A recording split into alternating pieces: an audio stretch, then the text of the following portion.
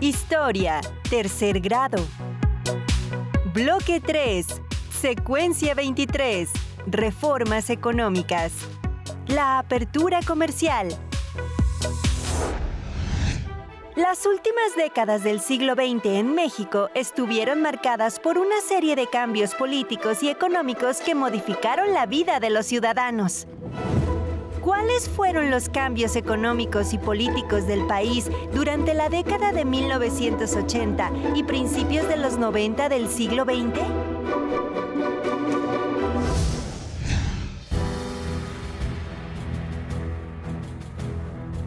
Ante el poco crecimiento económico que existió en el país durante la década de 1970, México dejó de ser visto como un país apto para la inversión extranjera.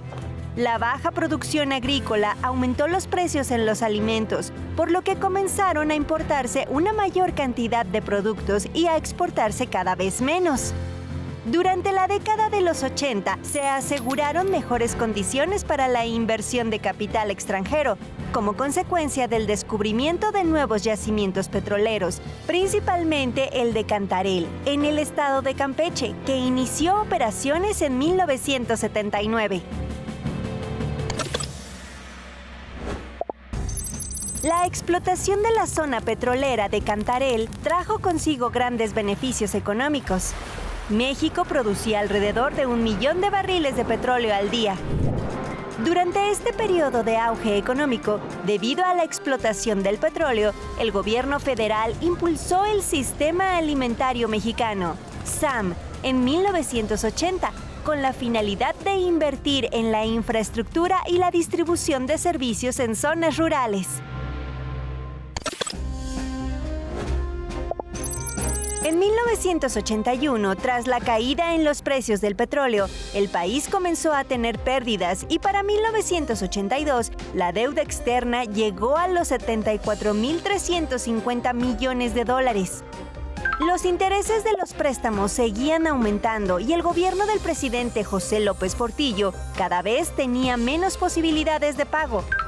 En ese contexto tomó posesión Miguel de la Madrid Hurtado, quien orientó sus políticas económicas a garantizar el pago de la deuda con los ingresos petroleros, reducir el cobro de aranceles a los productos que México importaba, reducir los aumentos salariales con el argumento de que así disminuiría el aumento de precios, disminuir el gasto público mediante la reducción de la burocracia y el financiamiento de programas sociales.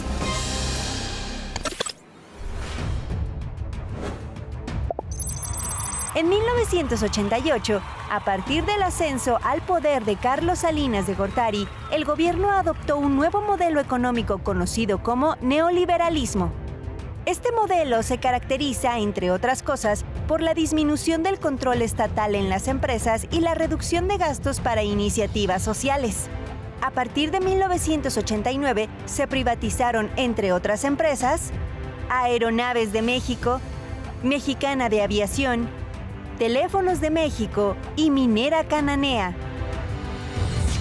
La búsqueda de asociaciones comerciales dio pie a la incorporación de México al Tratado de Libre Comercio de América del Norte en 1994.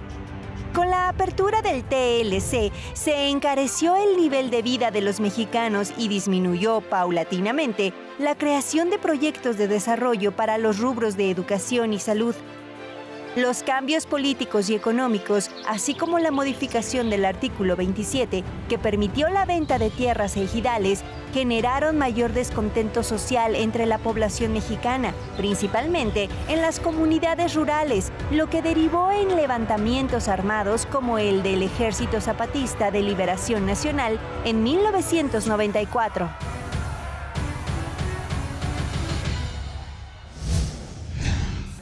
Durante la década de los 80 y principios de los 90 del siglo XX, se creó una economía mexicana dependiente, principalmente de la producción de petróleo, situación que derivaría en devaluaciones y crisis económicas. Ello traería consigo un cambio en el modelo económico. ¿Cuál fue el papel del Estado mexicano durante las décadas de 1980 y 1990? ¿Cuáles fueron las consecuencias sociales de los cambios económicos de los años 80 del siglo XX?